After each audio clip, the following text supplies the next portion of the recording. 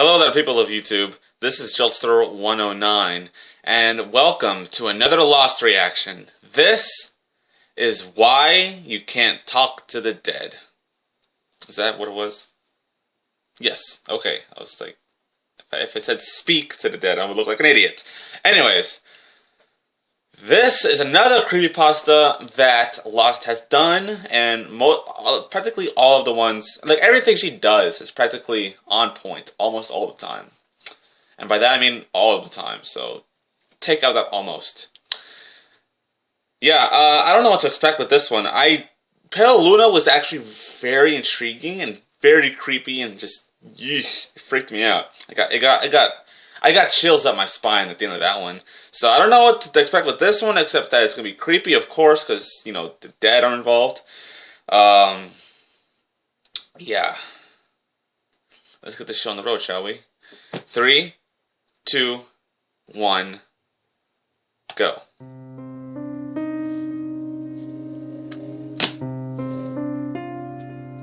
The Lost narrator. My aunt was a con artist, and she learned from the best, my father. Grandpa never really made it big, but he lived for the game. Staying under the radar was what probably made sure that he never did get caught. Not once, and he was so proud of that. Mom didn't take up the family business.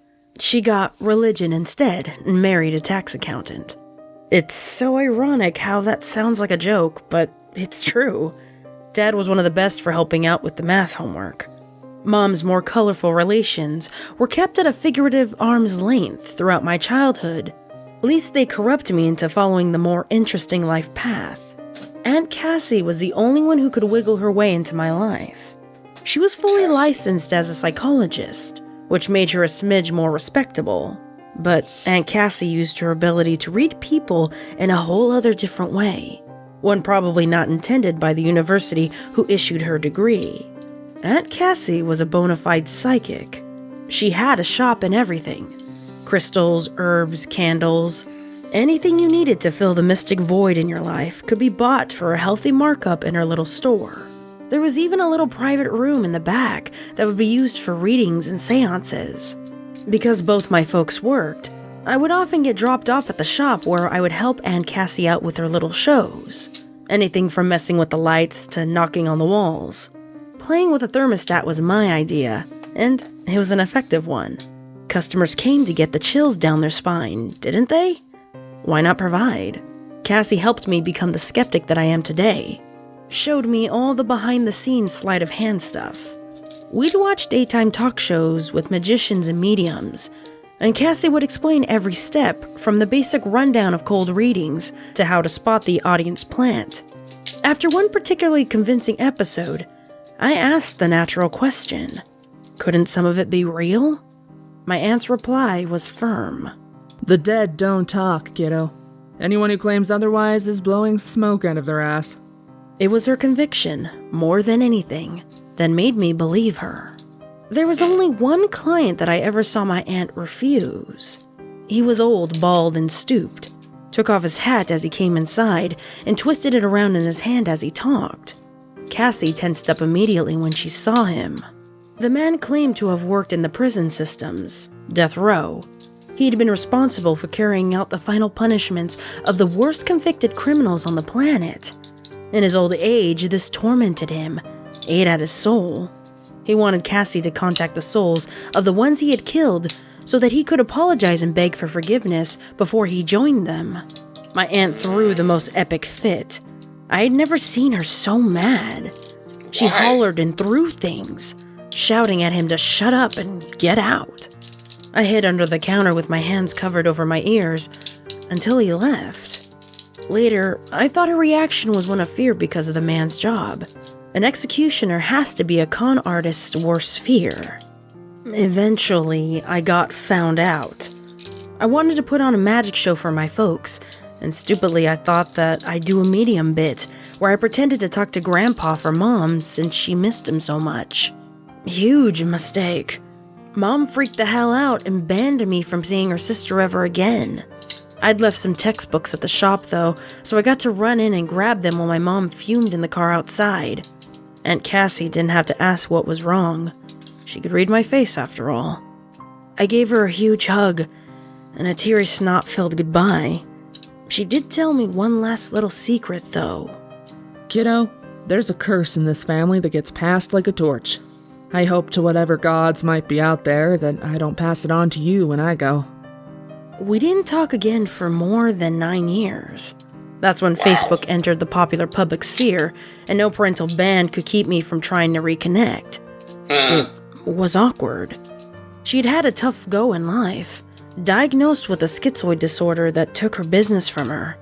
To pay bills, she went legitimate, and with her business went all the zest and playful passion for life. One day, I got home to a message waiting in my inbox that made my stomach drop to the floor. I love you, kiddo. Remember what I told you. I dialed her number, already crying. No answer. Didn't stop me from dialing again, and again, and again, and again. I was too much of a mess to tell my mom. The police did that for me the next day. A car accident. Drunk driver. The funeral was a blur. Relatives I had never seen in the flesh packed the church. I sat between my parents in the front row and racked my brain trying to figure out what it was my aunt wanted me to remember. We followed the hearse to the cemetery in dead silence.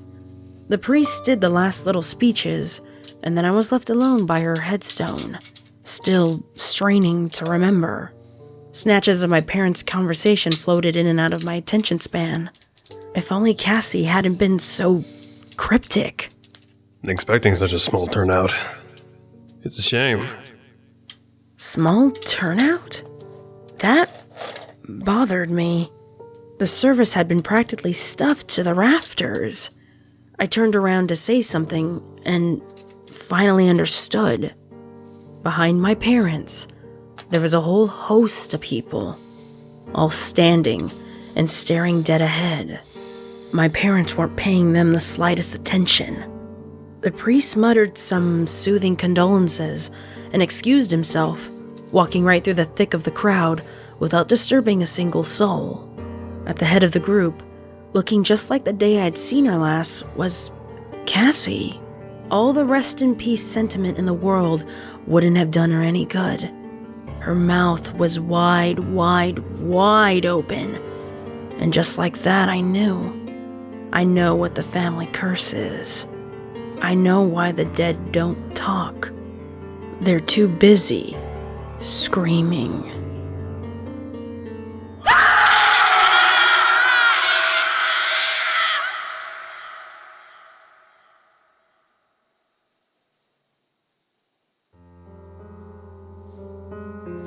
Nope, I'm out! I'm out! I'm out! I'm outie! I'm outie! I'm outie!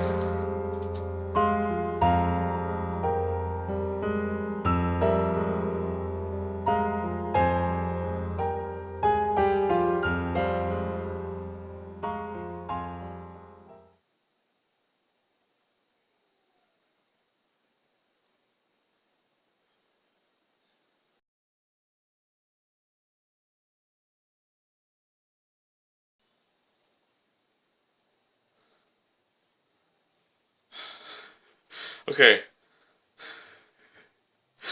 I'm back.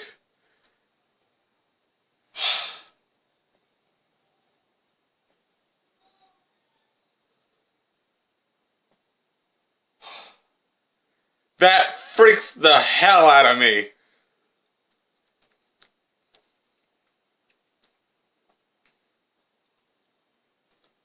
Oh, Jesus. God damn. Oh. Holy fuck. That was legit scary.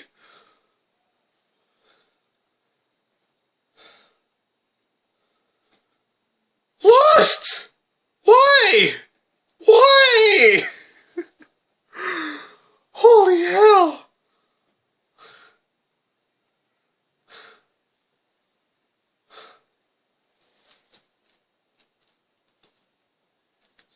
Fuck. Okay.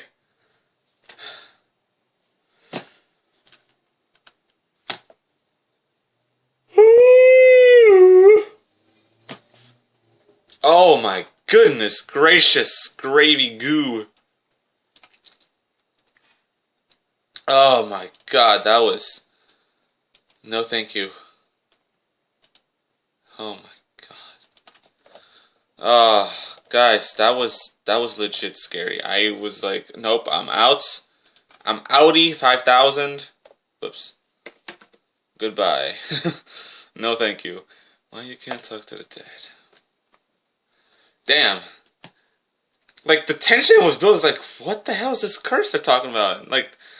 Like all of a sudden you see these souls in the back, and it's like, what the fuck? And all of a sudden he's like, mouth wide open. It's like, oh my god, no, no, no.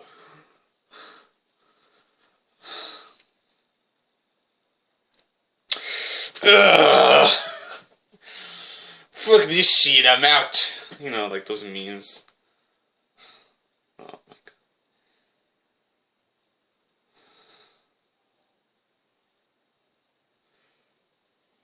Why am I tired? Oh my god. That was fucking scary. Okay, I think I've had enough of a freak out. Oh my god. Thank you for watching, everybody. I hope you're all in the same boat as me. And, we're not gonna be sleeping tonight. Oh. Alright. Stop yawning! Okay.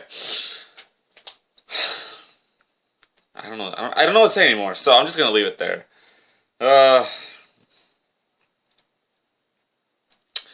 Thank you for watching, everyone. Stay tuned for what I do next. Whatever it is, it is. Whatever it is, it is. It is. It is. Isn't. I don't know. Stay tuned. Goodbye.